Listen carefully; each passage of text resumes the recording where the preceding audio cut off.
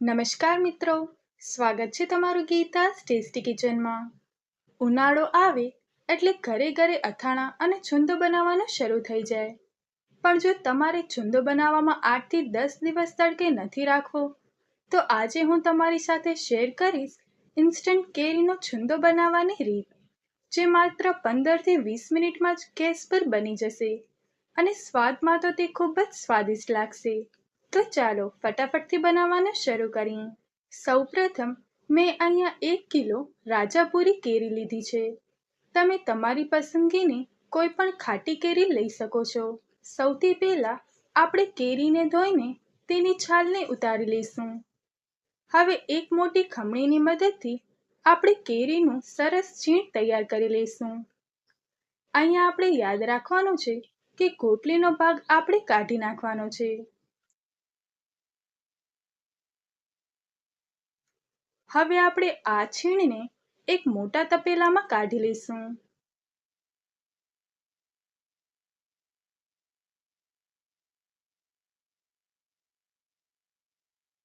હવે તેમાં 2 ચમચી મીઠું અને અડધી ચમચી હળદર ઉમેરીને બરાબર મિક્સ કરી લઈશું।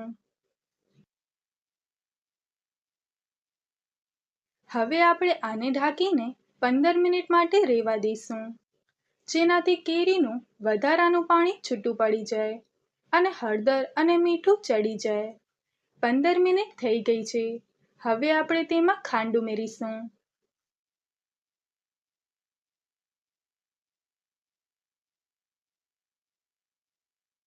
અહીંયા 1 કિલો કેરી સામે મેં 1.25 કિલો ખાંડ લીધી છે।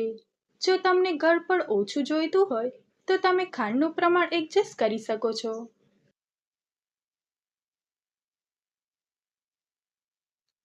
આપણી ખાંડ ઓગળીને એકરસ થઈ જાય ત્યાં સુધી આપણે તેને સરસ રીતે હલાવી લઈશું।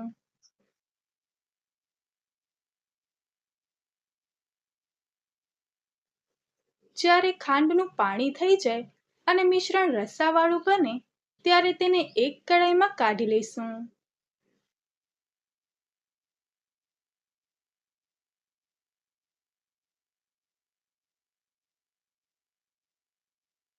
હવે આપણે ગેસને ચાલુ કરીને કડાઈને મીડિયમ આંચ પર ગરમ કરવા માટે મૂકી દઈશું।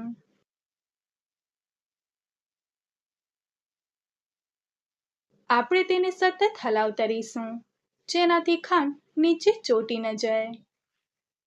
અહીંયા તમારા માટે એક ખાસ ટીપ, આપણે એક તારની ચાસણી થાય ત્યાં સુધી જ તેને પકાવવાનું છે।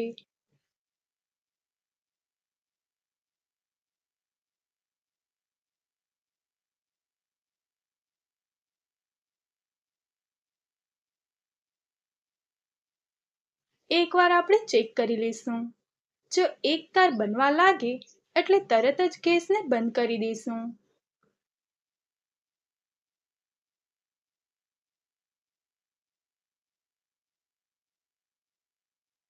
આપણો છુંદો તૈયાર છે। હવે આપણે તેને સંપૂર્ણપણે ઠંડો થવા દઈશું। આપણો છુંદો એકદમ ઠંડો થઈ જાય પછી જ આપણે તેમાં મસાલા નાખીશું। જુઓ, આપણો છુંદો એકદમ ઠંડો થઈ ગયો છે। હવે આપણે તેમાં મસાલા ઉમેરીશું। સૌથી પહેલા આપણે તેમાં નાખીશું 4 લવિંગ, 1 તજનો ટુકડો, જેનાથી એકદમ સરસ ફ્લેવર આવશે। 2 ચમચી કશ્મીરી લાલ મરચું, જેનાથી કલર ખૂબ જ સરસ આવશે। આ બધું જ આપણે બરાબર મિક્સ કરી લઈશું।